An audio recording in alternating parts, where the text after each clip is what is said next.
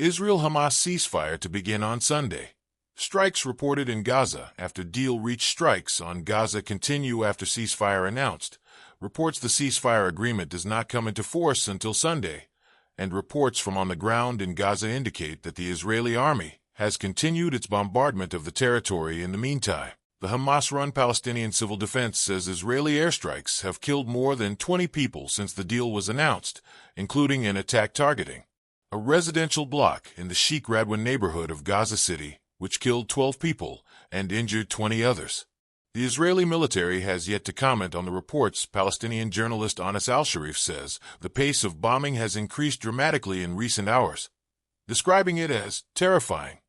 In social media posts, some Gaza residents have urged Palestinians to exercise extra caution in the belief Israel could step up attacks in the next few days to maximize gains before the ceasefire starts. Nevertheless, news of the ceasefire deal sparked jubilation in Gaza, where Palestinians have faced severe shortages of food, water, shelter, and fuel.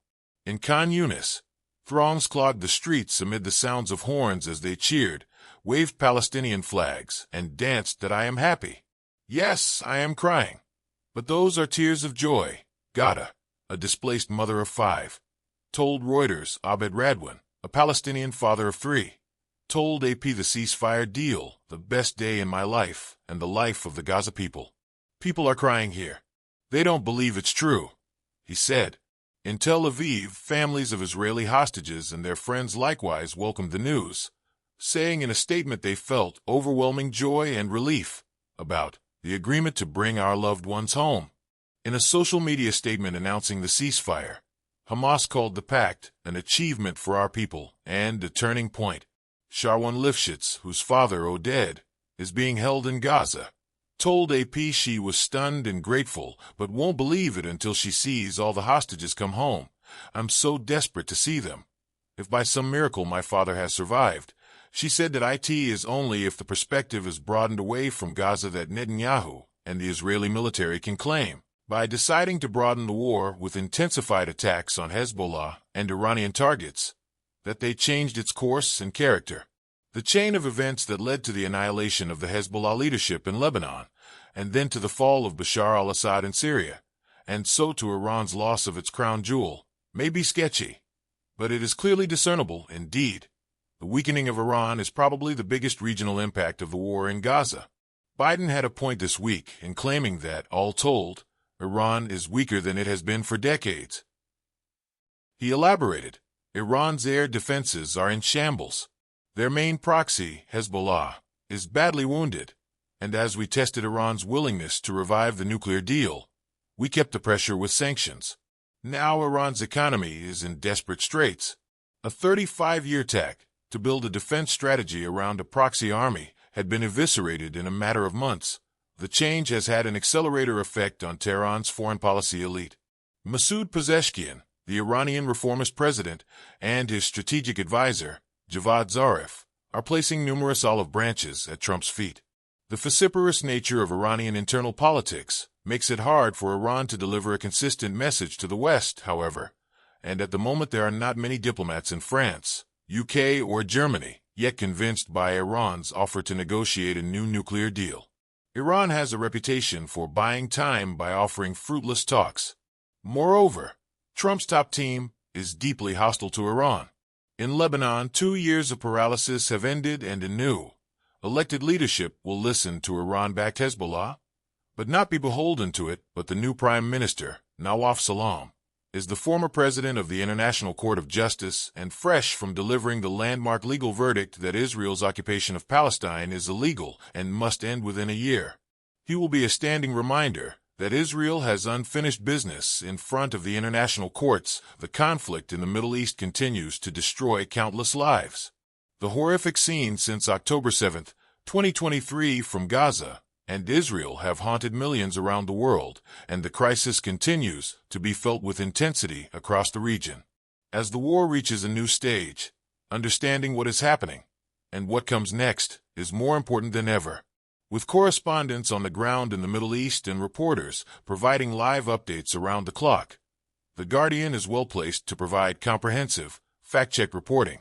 to help all of us make sense of events which have reshaped global politics. We appreciate that not everyone can afford to pay for news right now. That's why we choose to keep our journalism open for everyone. If this is you, please continue to read for free. But if you can we count on your support at this perilous time? Help power The Guardian's journalism by supporting us on a monthly basis and enable us to keep our quality reporting open for everyone. The imminent transition of power in Washington has played a role in a ceasefire deal being reached between Israel and Hamas, and both Joe Biden and Donald Trump have been eager to take the credit. Delivering his final address to the nation from the Oval Office, Biden opened his speech by referencing the deal. This plan was developed and negotiated by my team and will be largely implemented by the incoming administration. He said, "That's why I told my team to keep the incoming administration fully informed, because that's how it should be, working together as Americans." Strikes on Gaza continue after ceasefire announced, reports. The ceasefire agreement does not come into force until Sunday, and reports from on the ground in Gaza indicate that the Israeli army has continued its bombardment of the territory in the meantime. The Hamas-run Palestinian Civil Defense says Israeli airstrikes have killed more than 20 people since the deal was announced, including an attack targeting a residential block in the Sheikh Radwan neighborhood of Gaza City, which killed 12 people and injured 20 others. The Israeli military has yet to comment on the reports. Palestinian journalist Anas al-Sharif says the pace of bombing has increased dramatically in recent hours, describing it as terrifying. Security for Israel, Secretary of State Antony Blinken argued, had to include a credible political horizon for the Palestinians, or else Hamas, or something equally abhorrent, will grow back.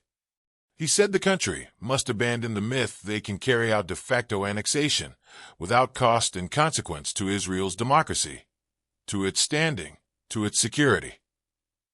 Yet, he complained, Israel's government has systematically undermined the capacity and legitimacy of the only viable alternative to Hamas, the Palestinian Authority.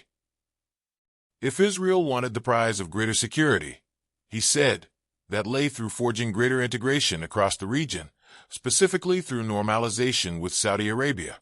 He said that was ready to go, but only if Palestinians were allowed to live in a state of their own, and not as a non-people. Trump's return to the White House may have helped pressure Benjamin Netanyahu into a ceasefire, but not to a particular peace. The incoming U.S. president is unlikely to pick up Blinken's plan for a reformed and UN-monitored Palestinian Authority, PA, to oversee governance of a unified Gaza and West Bank. Israel, for its part, will risk a bigger vacuum by acting on its commitment not to cooperate with UNRWA, the UN agency for the Palestinians and other NGOs. Nor is there any certainty that Palestine will have the quality of leadership required to take sole administrative charge of Gaza.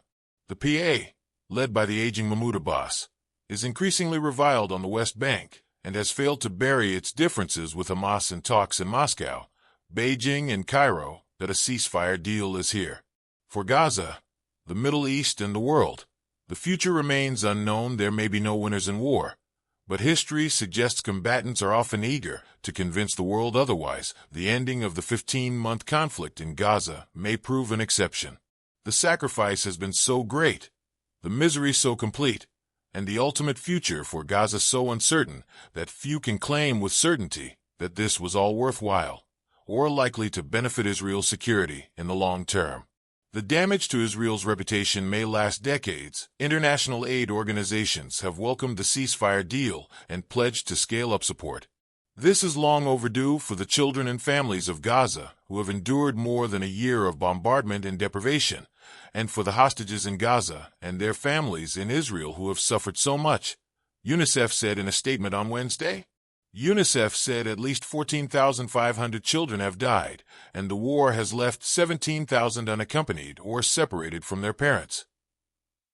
The organization called on both parties to fully adhere to the ceasefire and to allow the necessary level of aid into Gaza, to treat children suffering from malnutrition, and vaccinate 420,000 children under 5 years old. World Health Organization Chief Tedros Adhanom Ghebreyesus wrote, "Peace is the best medicine," on social media platform X.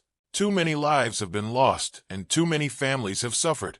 We hope all parties will respect the deal and work towards lasting peace, he continued.